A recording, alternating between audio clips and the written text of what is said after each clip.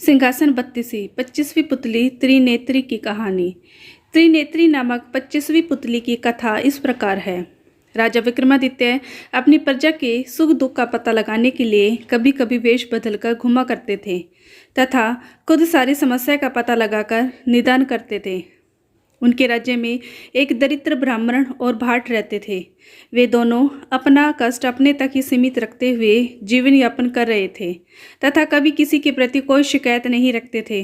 वे अपनी गरीबी को अपना प्रारंभ समझकर सदा खुश रहते थे तथा सीमित आय से संतुष्ट थे।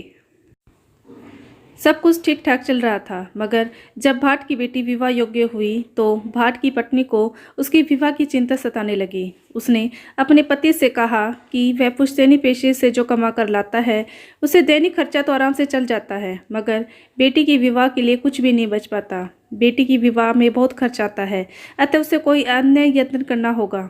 भाट यह सुनकर हंस पड़ा और कहने लगा कि बेटी उसे भगवान की इच्छा से प्राप्त हुई है, इसलिए उसकी विवाह के लिए भगवान कोई रास्ता निकाल ही देंगे। अगर ऐसा नहीं होता तो हर दंपति को केवल पुत्र प्राप्ति होती या कोई दंपति संतानहीन न रहते। सब ईश्वर की इच्छा से ही होता है।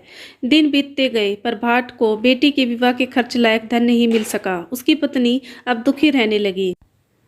भाट से उसका दुख नहीं देखा गया तो वह एक दिन धन इकट्ठा करने की नीयत से निकल पड़ा। कई राज्यों का भ्रमण कर उसने सैकड़ों राज्याधिकारियों तथा बड़े बड़े सेठों को हंसाकर उनका मनोरंजन किया तथा उनकी प्रशंसा में गीत गाए। खुश होकर उन लोगों ने जो पुरस्कार दिए उसे बेटी की विवाह लायक धन हो गया। जब वह सारा धन लेकर लौट रहा था तो रास्ते में न जाने चोरों को कैसे उसके धन की भनक लग गई। उन्होंने सारा धन लूट लिया। वह जब लौटकर घर आया तो उसकी पत्नी को आशा थी कि वह ब्याह के लिए उचित धन लाया होगा।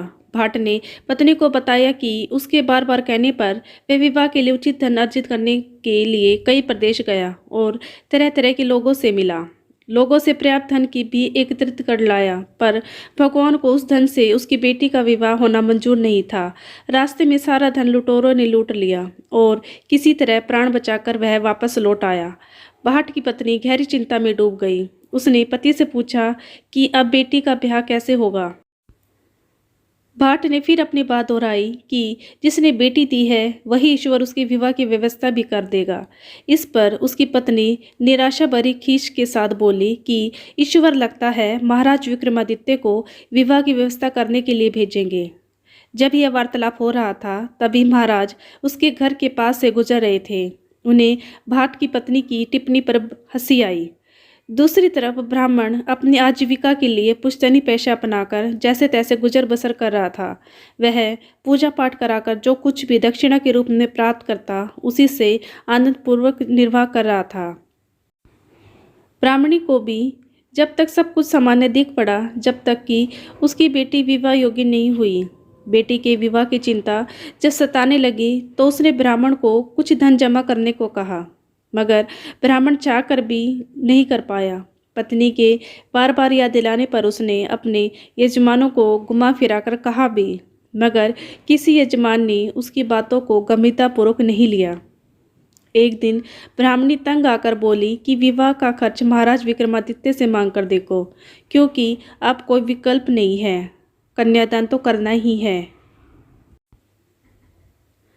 ब्राह्मण ने कहा कि वह महाराज के पास जरूर जाएगा। महाराज धन दान करेंगे तो सारी व्यवस्था हो जाएगी। उसकी भी पत्नी के साथ पूरी बातचीत विक्रम ने सुन ली, क्योंकि उसी समय वे उसके घर के पास से गुजर रहे थे। सुबह में उन्होंने सिपाहियों को भेजा और भाट तथा ब्राह्मण दोनों को दरबार में बुलाया। विक्रमादित्य ने अपने हाथों से भाट को 10 लाख स्वर्ण मुद्राएं दान की। फिर ब्राह्मण को राजकोष से कुछ 100 मुद्राएं दिला दी। वे दोनों अति प्रसन्न हो वहां से विदा हो गए। जब वे चले गए तो एक दरबारी ने महाराज से कुछ कहने की अनुमति मांगी। उसने जिज्ञासा की कि भाट और ब्राह्मण दोनों कन्यादान के लिए धन चाहते थे तो महाराज ने पक्षपात क्यों किया। भाट को 10 लाख और ब्राह्मण को सिर्फ कुछ 100 स्वर्ण मुद्राएं क्यों दी। विक्रम ने जवाब में दिया कि भाट धन के लिए उसके आश्रय पर नहीं बैठा था, वह ईश्वर से आस लगाए बैठा था। ईश्वर लोगों को कुछ भी दे सकते हैं, इसलिए उन्होंने उसे ईश्वर का प्रतिनिधि बनकर अप्रत्याशित दान दिया। जबकि ब्राह्मण कुलीन वंश होते हुए भी ईश्वर से पूरी आस्था नहीं रखता था, वह उससे सहायता की अपेक्षा रखता था। राजा भी आम मनुष्य है, ईश्वर का स्थान नहीं ले सकता। उन्होंने उसे उतना ही धन दिया जितने में विवाह अच्छी तरह संपन्न हो जाए।